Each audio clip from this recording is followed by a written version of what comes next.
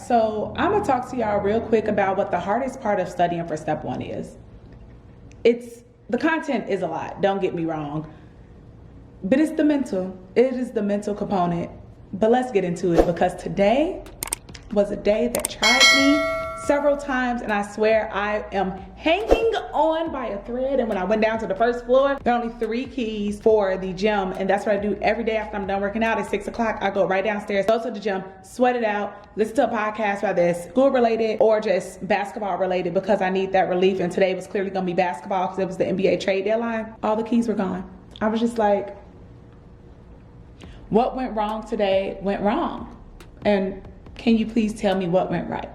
Well, I do have something that went right, but I really want to talk to y'all about the freaking most difficult thing about studying for step 1. All right, so first off, hey y'all, welcome back to Made It to Medicine with Vix. That's me. I'm a second-year medical student at the University of Illinois College of Medicine, and I am currently studying for step 1. It's awful, it sucks. I see no good in it. I don't know. I've constantly questioned several times throughout medical school if this is what I really want, but now more than ever, I do it almost every day, if not every day, every other day, because there are just so many obstacles, so many barriers that are in my way. One of them being someone recommended that I pay like $7,000 to get a tutor. Where am I gonna get that money from? Like, somebody out here watching this trying to sponsor me to get that $7,000 because I'm not about to max out a credit card. I don't have any more financial aid that I can take out more than $1,200. I'm paying Sally Mae $1,200 a month. Like, where? Barrier number 1.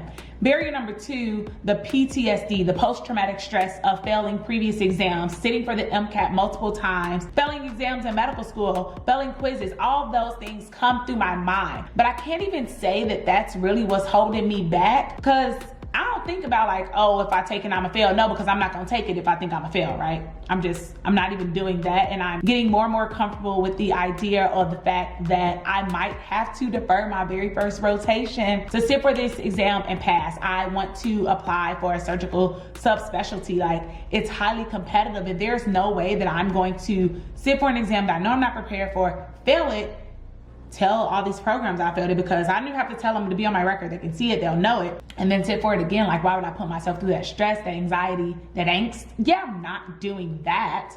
But the hardest part is the day-to-day mental trauma, because clearly at this point it is traumatic.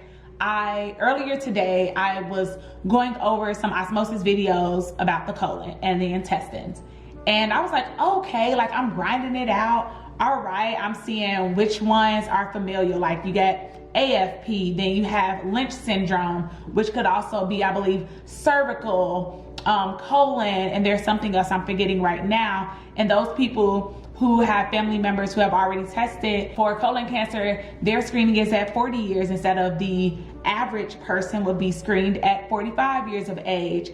Or you have all these different types of colon cancer, like Pew Jager or something, y'all.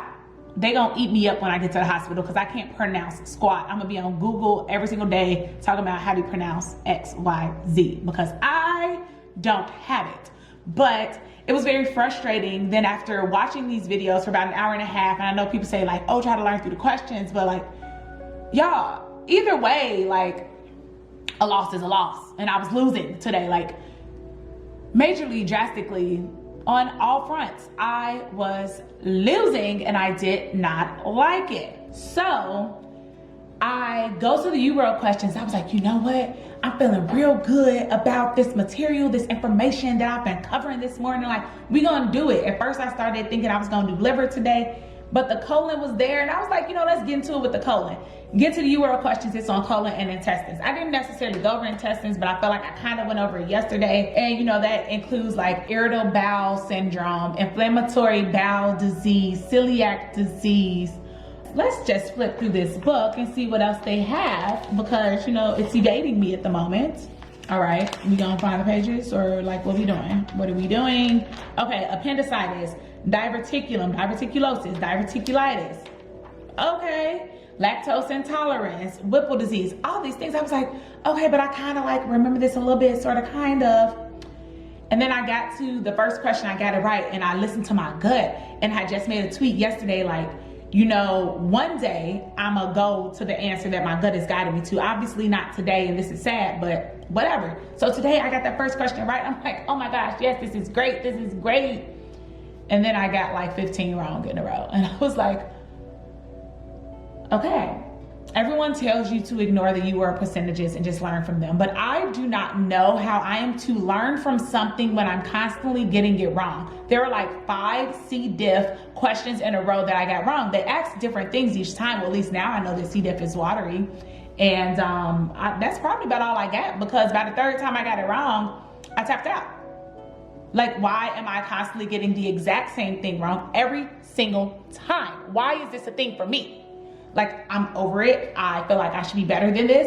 And then I'm like, I also went over micro weeks ago. Why can't I retain what I'm going over? It's a high volume of material to cover in 8 weeks, which is why I started over winter break. But it's like, I'm essentially on week 8 of studying, and what do I have to show for it? What? Because I don't think I have anything. So it's this mental part of trying to still big yourself up when you're having a bad day. Because today was bad. It was real bad. Like, Carisha voice, real bad. And the thing that was a light or a brightness was starting to work with a new tutor today. And she was showing me strategies of, like, literally told me I go through 3 steps when I am breaking down a question. You know, I find the important things, I see what they're asking, and then see if I can diagnose them before even looking at the answer choices. And she wanted me to put this all in my own words, kind of like a presentation to an attending in the hospital or in the clinic. So if I'm going through a question, I'm like, okay, so it's a 25-year-old girl who comes in, she has abdominal pain, no fever, no bleeding, but she is iron deficient, because it said like her iron was low, she's anemic, and low ferritin, which is the iron storage. Okay, so I'm like, but what does she have? What does she have? And I think it wound up being celiac disease. But I didn't know that at the time, because I didn't know that these things were pertinent to celiac disease. But I was learning through also, like, the celiac disease is autoimmune. But I feel like I learned the most while going through the questions with her. So my problem is, how do I simulate what I'm learning in tutoring when I'm by myself? Again, how do I get out of my head and stop thinking that I'm incapable, that I cannot do this, that I am unable, I am ill-equipped? Insert all of these adjectives that tell me I can't do this. How do I get that out of my head and get to the proper mental space to succeed? It's something I'm working on daily. Working out definitely helps me. So the gym being like screwing up my schedule today, I'm like, I don't even want to go down there. But probably after I finish recording this, maybe I should still go work out, because I know I'm not going to get the best workout in my apartment, because I'm just not. I need to get on that Stairmaster and sweat it out. I need to lift up some weights, because I need to just get rid of this frustration. Let it be gone, and like, whatever happened today was today's problem, but it's not gonna be tomorrow. I can't let that carry on to tomorrow and ruin my day. So basically, this was a video of me trying to like get it all out there, like video diaries, you know, step 1 stories, step 1 struggles, step 1 journey, trauma, turmoil, all of that. This was that. Because like I said, yeah, the material is a lot. It's a lot of content. It's a lot of trying to keep up with the Anki cards that you've unsuspended. It's a lot of constantly going over material that you've already covered like months ago. It's a lot of redoing your incorrect questions on UWorld. It's a lot of talking out loud to myself, because people keep asking, am I studying with somebody else? But it's very difficult to study for step 1 with other people, because you're all working on various content at a certain space and time. Like, I could be working on GI right now, somebody else is working on cardio. Well, that's not helping me, because I haven't even begun to review cardio, and I'm now gonna do that next. But like, it's hard.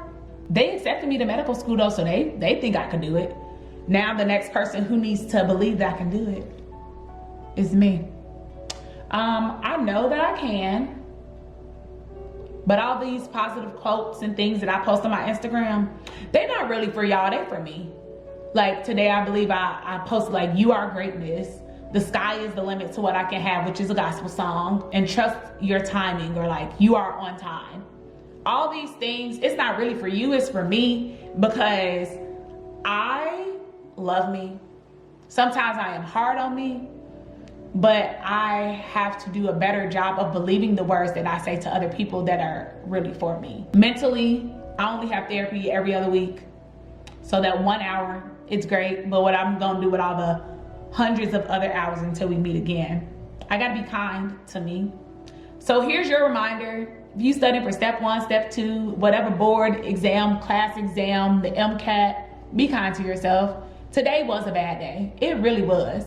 But that doesn't mean that my tomorrow has to be bad. Step 1 studying still does suck, but I need to find joy in every single part of the journey. It is a process. It was a process for me to crack the code for the MCAT. It's gonna be a process for me to crack this code as well. But I know that I am going to progress. I am going to strengthen my skills, enhance them. And even in tutoring, I kept saying, well, I don't know.